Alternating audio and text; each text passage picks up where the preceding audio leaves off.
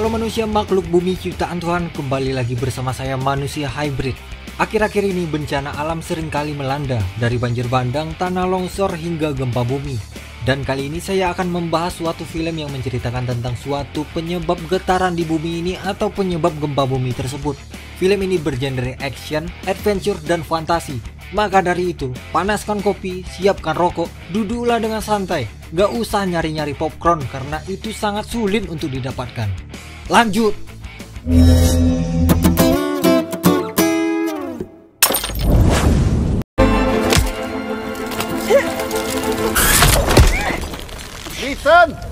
Film diawali dengan menampilkan seorang wanita bersama ayahnya yang sedang melakukan panjat tebing di suatu gunung batu Norwegia. Wanita tersebut bernama Nora dan sang ayah bernama Tobias. Sesampainya di puncak, sang ayah mengatakan bahwa puncak tersebut bernama Puncak Troll. Lalu si ayah menyuruh Nora untuk menceritakan sebuah dongeng tentang asal-usul lembah tersebut. Dan dongeng itu juga pernah diceritakan sang ayah kepada Nora di waktu masa kecilnya. Nora pun bercerita bahwa pada zaman dahulu kala terdapat 13 troll yang hidup di sana. Namun di suatu waktu, di saat pesta pernikahan, troll tersebut mabuk dan lupa akan waktu, sehingga mereka berubah menjadi batu akibat terpapar sinar matahari pagi. Nora yang menceritakan kisah tersebut sebenarnya tidak percaya akan kebenarannya.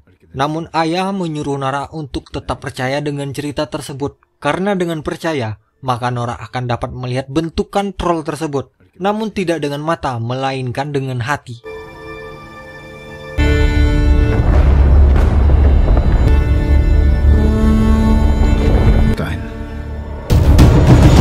Dan inilah dia, troll. 20 tahun kemudian di pantai Atlantik Norwegia bagian barat laut. Pada saat itu, Nora bersama timnya sudah berada di sana selama 6 bulan untuk mencari fosil dinosaurus, namun belum mendapatkan hasilnya satupun. We've been up and down this coast for what, 6 months? Nora yang kini telah menjadi profesor ahli perfosilan itu pun terus mencari dan tidak menyerah meskipun rekan setimnya sudah membujuknya untuk menghentikan usahanya tersebut. Namun ternyata usaha Nora tidaklah sia-sia. Pada saat itu juga ia menemukan fosil dinosaurus di dalam lubang galiannya itu. Di sisi lain, kita diperlihatkan dengan kesibukan para pekerja proyek yang sedang menembus Gunung Dovre untuk membangun jalur kereta baru. Di sana juga terlihat aksi demo dari beberapa mahasiswa yang menyuarakan untuk membiarkan gunung itu tetap hidup karena kegiatan tersebut dapat merusak alam. Namun para pekerja itu tidak menghiraukannya dan tetap melanjutkan pekerjaannya itu, dari melakukan pengeboran hingga melakukan pengeboman untuk membuat terowongan di dalam gunung tersebut. Setelah melakukan pengeboman, para pekerja itu kembali memasuki gua untuk melanjutkan pekerjaannya. Namun tiba-tiba gua tersebut bergetar sehingga membuat batu-batu yang ada di sana terlempar dan membuat para pekerja itu menjadi tumbal proyeknya.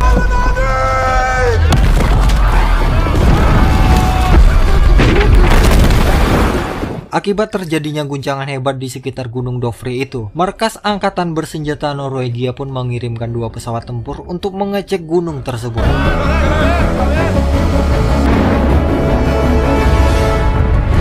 Di sekitar Gunung Dovre tersebut, terdapat lubang besar seperti kejatuhan meteor dan beberapa cekungan besar di tanah yang mirip dengan jejak kaki yang berukuran jumbo.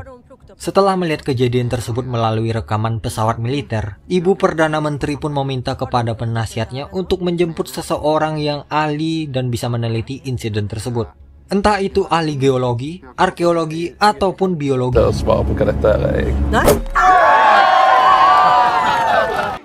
Singkat cerita, pada saat Nora sedang melakukan perayaan atas keberhasilannya yang telah mendapatkan fosil dinosaurus di tempatnya itu, tiba-tiba helikopter militer pun turun lalu menjemput Nora dan mengatakan bahwa Nora harus dibawa untuk menyelamatkan negara. Entah misi apa sebenarnya, saya pun kurang tahu.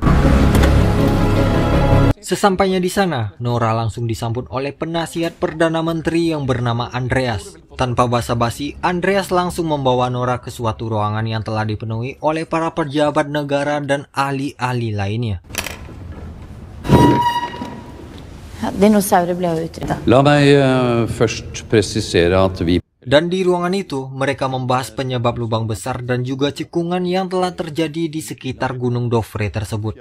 Lalu, salah satu pejabat di sana berteori penyebab lubang besar tersebut diakibatkan oleh resapan air gas metana bawah tanah, sehingga tanah menjadi runtuh. Namun Nora berpendapat lain. Dengan lantang Nora berkata bahwa semua orang pasti sudah bisa menebak jika itu adalah jejak kaki. Meskipun dalam ilmu paleontologi makhluk yang memiliki tapak kaki sebesar itu tidak ada, namun Nora sangat yakin jika itu memanglah jejak kaki. Beberapa saat kemudian, salah seorang IT yang bernama Sigrid dengan tergesa-gesa masuk ke dalam ruangan, lalu menunjukkan sebuah video yang barusan ia retas dari salah satu ponsel pendemo yang berada di sekitar Gunung Dovre pada saat insiden itu terjadi.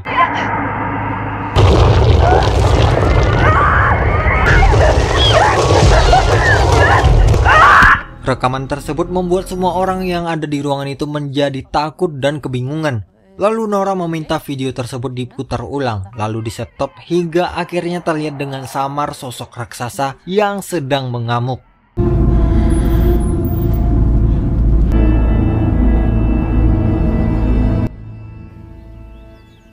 Di sisi lain, di sebuah rumah tua tampak seekor anjing yang sedang menggonggong seperti melihat suatu ancaman di sekitarnya. Sedangkan di dalam rumah, terdapat sepasang suami istri yang sudah lanjut usia sedang menikmati teh hangat di pagi itu. Tiba-tiba, bumi bergetar namun tidak menyerupai getaran gempa. Dan getaran itu seperti langkah kaki dinosaurus sampai-sampai membuat riak di permukaan air tehnya itu.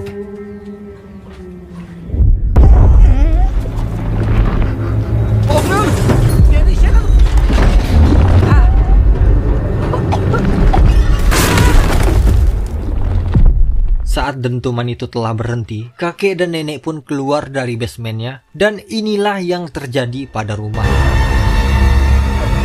Kini kita dibawa kembali ke ruangan rapat para pejabat itu. Para pejabat di sana tidak setuju dengan Nora, karena pendapat Nora sangatlah tidak masuk akal baginya. Padahal Nora berkata apa adanya, sesuai apa yang ia lihat dari rekaman yang ia stop tadi. Bahwa penyebab itu semua adalah makhluk yang sangatlah besar dan diperkirakan memiliki tinggi sekitar 40-50 meter. Nora sangat-sangat meyakini itu, walaupun sebenarnya primata terbesar yang Nora ketahui hanya memiliki tinggi 4 meter saja. 50 meter? Som unaturlig. Hingga akhirnya Nora dipercaya oleh Ibu Perdana Menteri untuk menyelidiki penyebab kasus tersebut, dan ia kini sedang menuju ke pembangunan terowongan Gunung Dovre. Di tengah perjalanan menuju ke Gunung Dovre, Nora tampak bosan mendengarkan obrolan yang tak berguna dari Andreas.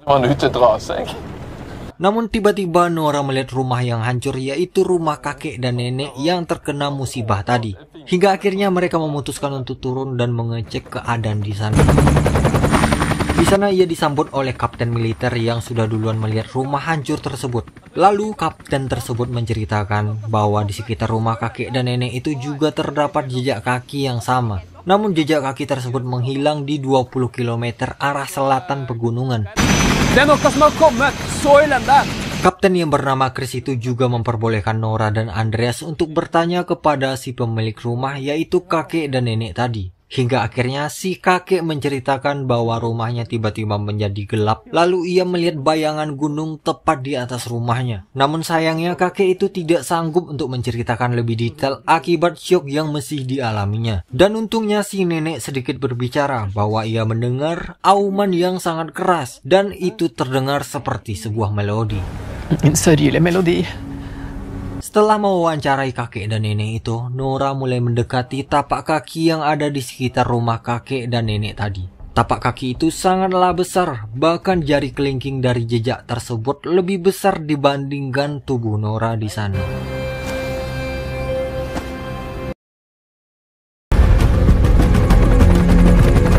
Nora dan Andreas kini diantar oleh Kapten Chris menuju ke 20 km ke arah selatan tempat jejak tersebut menghilang.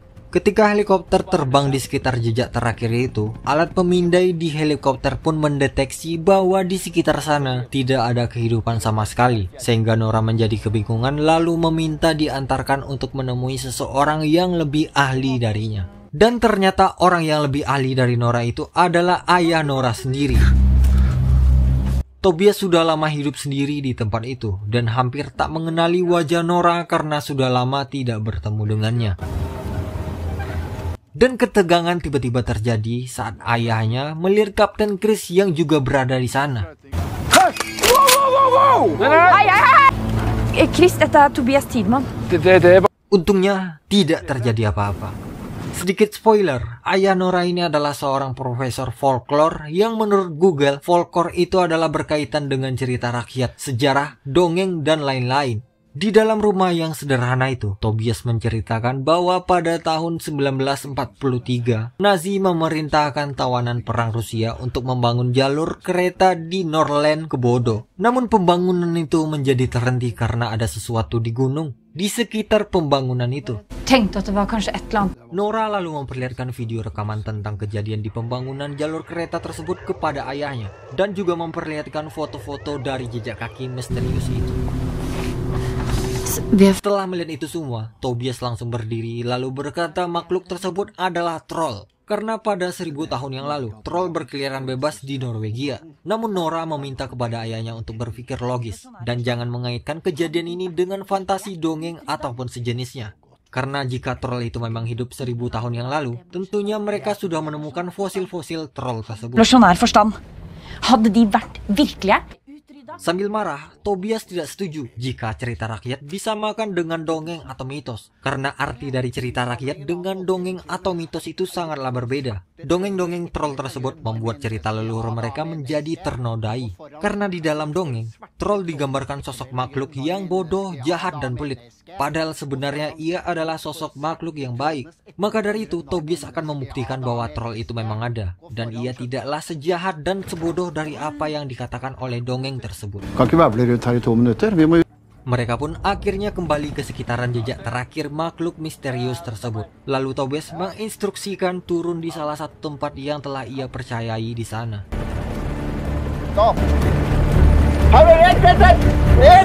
Dengan semangat, Tobias berjalan sendirian lalu berhenti di salah satu tempat dan melakukan sedikit teknik selebrasi yang unik sehingga Nora menghampirinya untuk bertanya tentang sesuatu yang dirasakan oleh ayahnya itu.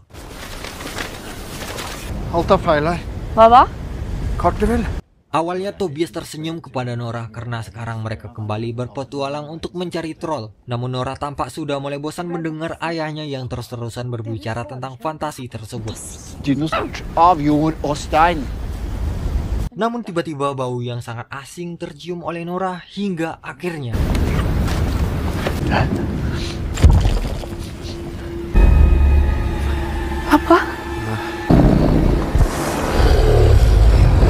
troll tersebut ternyata memang benar adanya. Sedangkan Nora dan Tobias yang bengong di sana langsung ditarik masuk ke dalam helikopter oleh Kapten Chris. Lalu mereka menayangkan rekaman troll tersebut secara langsung ke layar ruangan rapat para pejabat, sehingga membuat seluruh pejabat yang ada di sana langsung dibuat tercengang akan kejadian tersebut.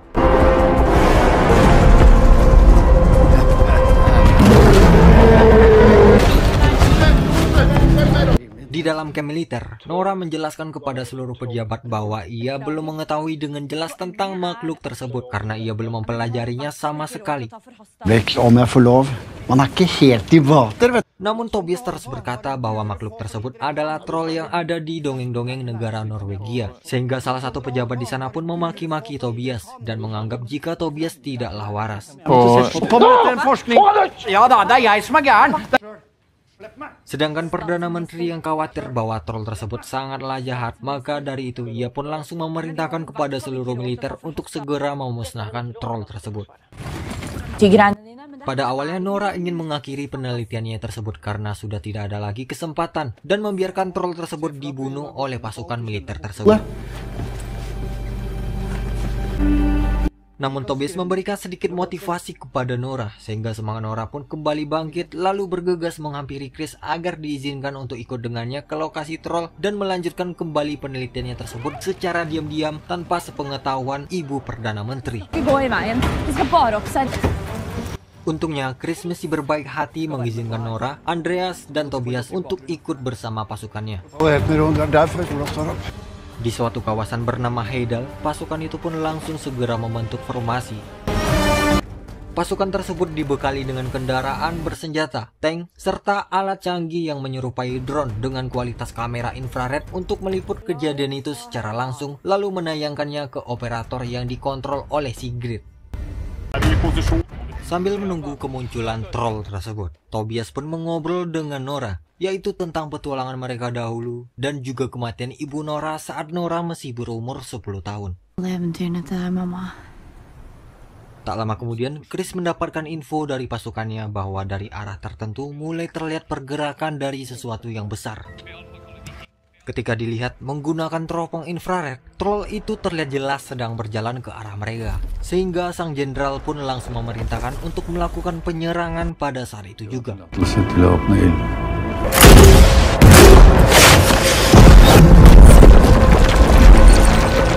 Namun, serangan itu percuma karena troll tersebut ternyata dapat meregenerasi tubuhnya dengan sangat cepat saat tubuhnya terluka. Dan serangan tersebut malah mengakibatkan troll tersebut menjadi marah sehingga melakukan serangan balik kepada seluruh pasukan militer tersebut. Serangan demi serangan terus dilakukan oleh pasukan militer. Namun troll tersebut tidak terluka sedikitpun dan terus meregenerasi setiap bagian tubuhnya yang terkena tebakan. Pada saat Nora dan yang lainnya sedang bersembunyi di balik batang kayu, salah satu prajurit yang sedang sekarat pun juga ikutan bersembunyi di sana. Namun tiba-tiba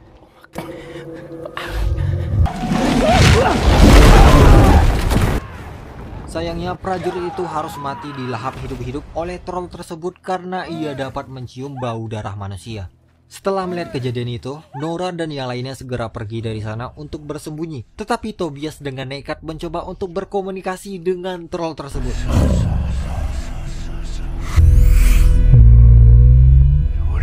Ternyata cara berkomunikasi Tobias itu dapat menenangkan troll tersebut. Sehingga Nora, Chris, dan Andreas tampak kagum kepada Tobias.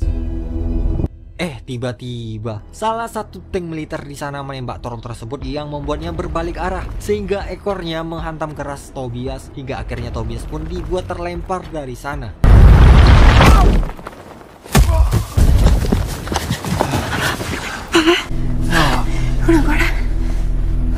Saat troll itu hendak pergi, ia tampak sedih ketika melihat Tobias yang tak bersalah itu harus menjadi korban dari ini semua.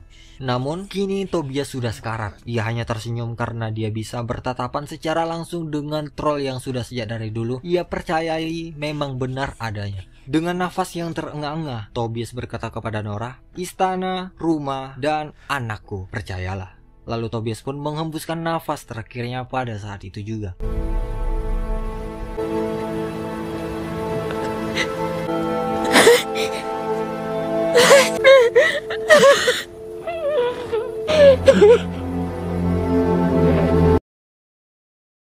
Keesokan harinya kita difokuskan ke Nora yang sedang mengenang mendiang ayahnya hingga akhirnya ia tertidur di meja itu dengan berbantalkan tangannya sendiri. Lalu ia terbangun ketika Chris dan Andreas memasuki ruangan itu juga. Chris mengabarkan kepada Nora bahwa troll telah terlacak berhenti di sebuah lembah, sedangkan pihak militer sebentar lagi akan meluncurkan serangan udara untuk memusnahkan troll tersebut. Et nytt angrep? Karena tidak tega jika melihat troll tersebut diserang kembali, Nora pun mulai mengingat-ingat perkataan ayahnya. Begitu juga dengan Andreas yang juga teringat dengan perkataan Tobias itu, bahwa troll akan musnah dengan sendirinya ketika matahari terbit. Mitt på lysedagen.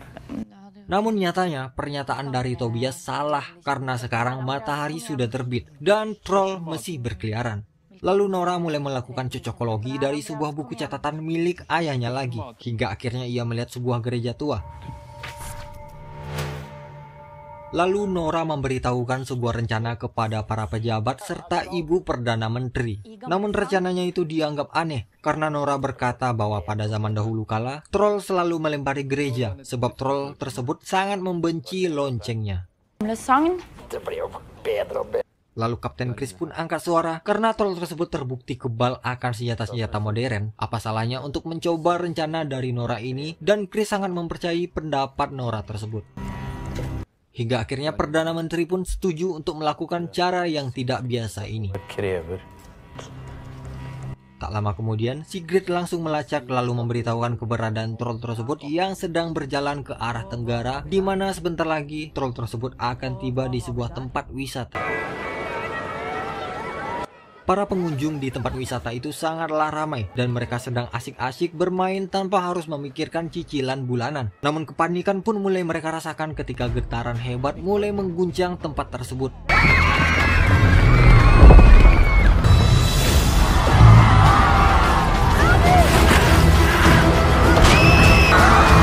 Troll tersebut telah sampai di sana, lalu ia mengepalkan tangannya saat melihat 4 helikopter militer yang sedang mengangkut lonceng raksasa untuk menghadangnya. Dan inilah rencana dari Nora tadi.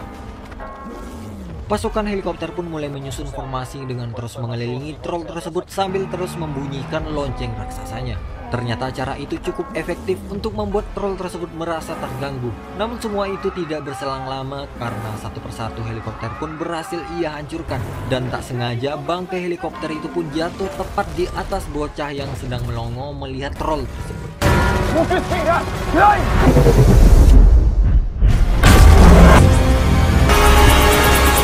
Anehnya, troll tersebut menyelamatkan bocah itu, dan kini tersisa hanya satu helikopter saja yang ditumpangi oleh Nora, Andreas, dan Chris. Sedangkan troll itu pun juga telah pergi meninggalkan tempat tersebut. Berita pun dengan cepat menyebar ke seluruh media, sehingga makhluk raksasa mengerikan itu menjadi viral di seluruh dunia. Sedangkan masyarakat pun mulai panik karena troll tersebut terus berjalan menuju ke ibu kota Norwegia, yaitu kota Oslo.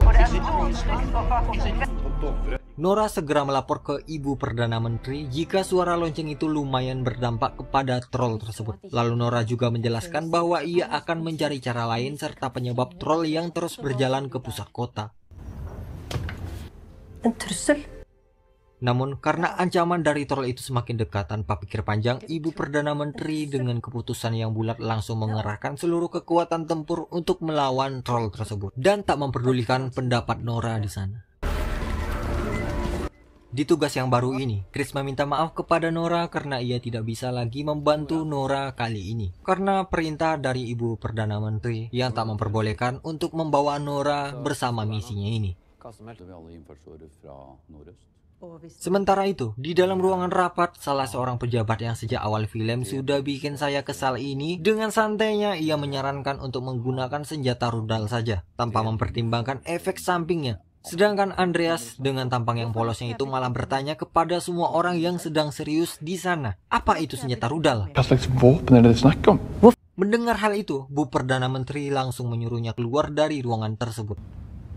Hingga akhirnya Andreas kecewa dan memutuskan untuk resign pada saat itu juga sebagai penasihat Bu Perdana Menteri, lalu memilih untuk mendukung Nora dan ikut bersama Nora yang sedang berada di luar ruangan tersebut.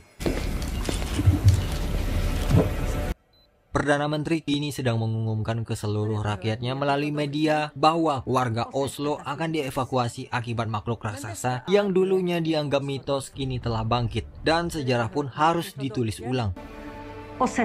Angkatan bersenjata dan ilmuwan terbaik juga telah berjuang dengan keras untuk mengatasi situasi sulit ini. Namun dengan berhati, Ibu Perdana Menteri mengatakan bahwa usahanya itu gagal. Maka dari itu dengan tegas, Bu Menteri menyatakan bahwa keadaan ini sangatlah darurat, lalu meminta kepada seluruh masyarakat Norwegia agar saling melindungi satu sama lain.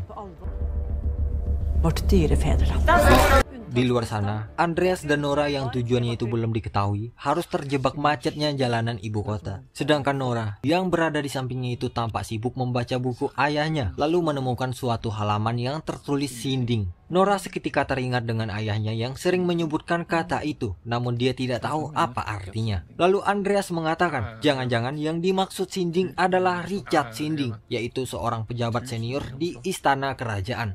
Nora pun semakin teringat dengan pesan terakhir ayahnya sebelum ia wafat. Dengan sigap mereka berdua langsung putar balik lalu menuju ke istana kerajaan Oslo pada saat itu juga.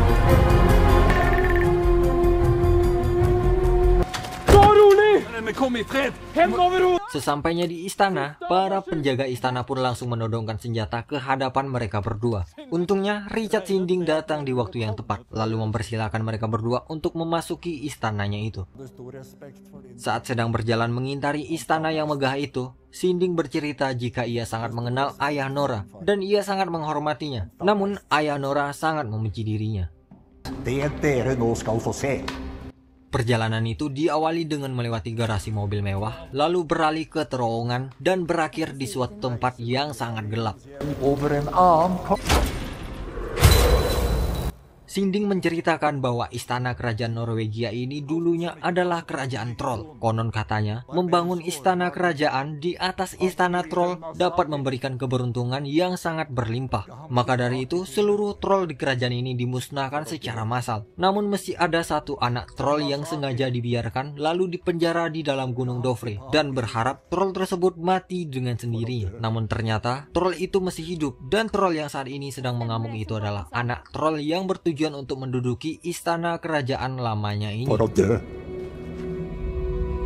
Lalu Nora mencoba untuk menembakkan sinar ultraviolet ke tulang belulang troll yang ada di sana. Dan akhirnya tulang yang terkena sinar ultraviolet langsung berubah menjadi batu secara permanen. Dan itu artinya dongeng masa kecil itu benar adanya dan perkataan Tobias itu juga benar. Bahwa troll dapat berubah menjadi batu jika terkena sinar matahari secara langsung. Sedangkan kejadian troll yang kemarin itu sebenarnya tidak terkena matahari secara langsung akibat cuaca yang pada saat itu sedang mendung. Di sisi lain, pasukan militer yang bersiaga di jalanan kota langsung memerangi troll yang semakin mendekat ke arah kota. Lalu troll tersebut sangatlah kuat sehingga pertumpahan darah para prajurit pun tak terhentikan. Dan kejadian itu disaksikan secara langsung oleh para pejabat yang membuat mereka semua kehabisan cara. Hingga akhirnya senjata rudal pun akan segera diluncurkan. Sedangkan Nora yang masih berada di istana langsung menghubungi Chris lalu memberitahukan rencana barunya sambil menentukan rute yang akan ia lalui nantinya.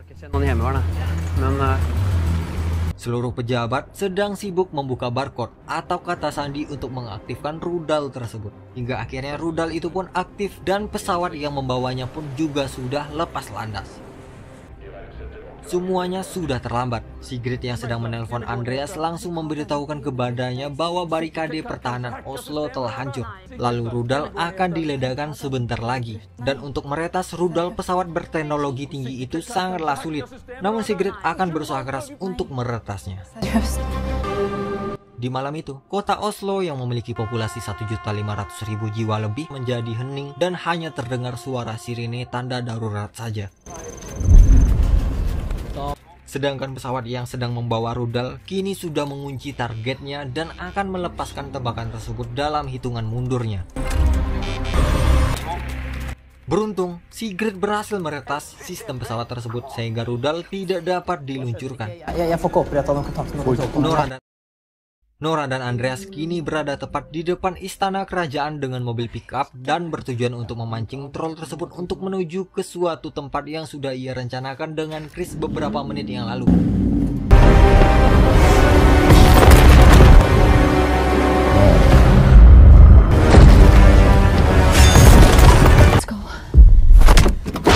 Dengan nekat, Nora menginjak pedal gas mobilnya itu dengan sangat dalam, sehingga ia berada tepat di bawah troll tersebut. Ternyata Nora memancing troll tersebut menggunakan tengkorak kaum troll itu sendiri, sehingga troll tersebut terpancing dan mulai berputar arah dan sekarang mengejar mobil Nora.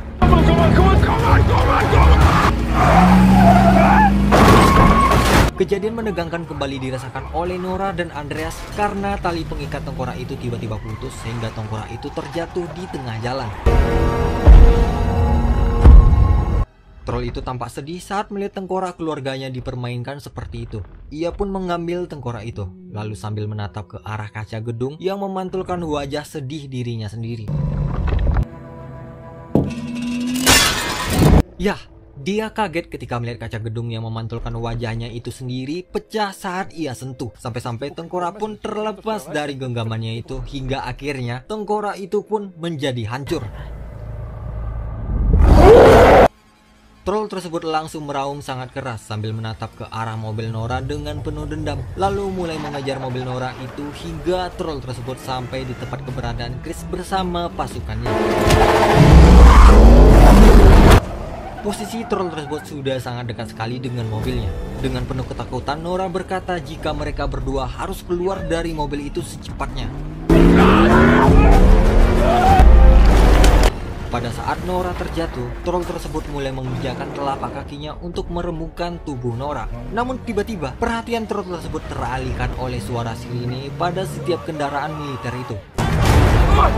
Dan ternyata, posisi troll tersebut kini tepat di tengah-tengah perangkap yang telah mereka rencanakan sejak tadi. Lalu sinar ultraviolet yang berdaya tinggi itu pun mulai dinyalakan.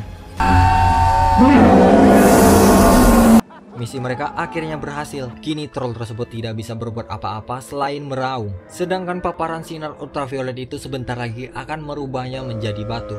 Namun, hati kecil Nora tidak tega melihatnya. Saat mendengar suara auman yang ganas tadi berubah menjadi suara teriakan yang sangat menyakitkan dari troll tersebut. Hingga akhirnya Nora langsung menonaktifkan semua power lampu tersebut.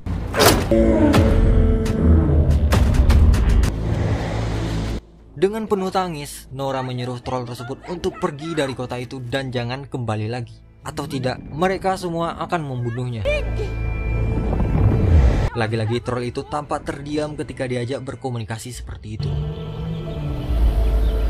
Namun semuanya telah terlambat. Sinar matahari pagi mulai terbit dan langsung menyorot ke arah tubuh troll tersebut. Hingga tubuhnya mulai terbakar dan kemudian jatuh terbujur kaku menjadi batu yang abadi selamanya.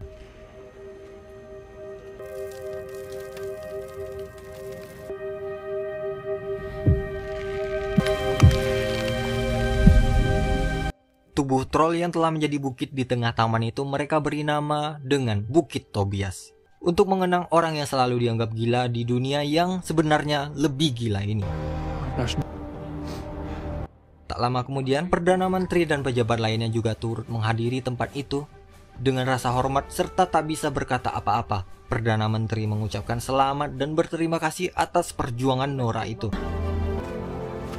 Setelah itu, Andreas bertanya kepada Nora, apakah mungkin ada troll yang kedua yang bersembunyi di goa lainnya? Apakah ini tanda-tanda akan adanya film troll kedua untuk melanjutkan kisah Nora ini? Ya mudah-mudahan ada dan semoga CGI-nya lebih diperbaiki untuk memperlihatkan sisi naturalnya yang lebih detail.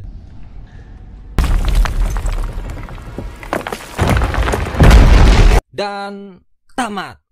Sepatah kata dari saya, walaupun goa itu gelap, dingin, dan lembab, tapi sesungguhnya goa yang nikmat itu juga pasti ada. Mantap. Oke lah, saya Adriano Jordiano numero 1. Tak bosan-bosannya mengucapkan salam masakan Padang untuk seluruh manusia di muka bumi ini. Bye-bye. Terima kasih. Tampu aja.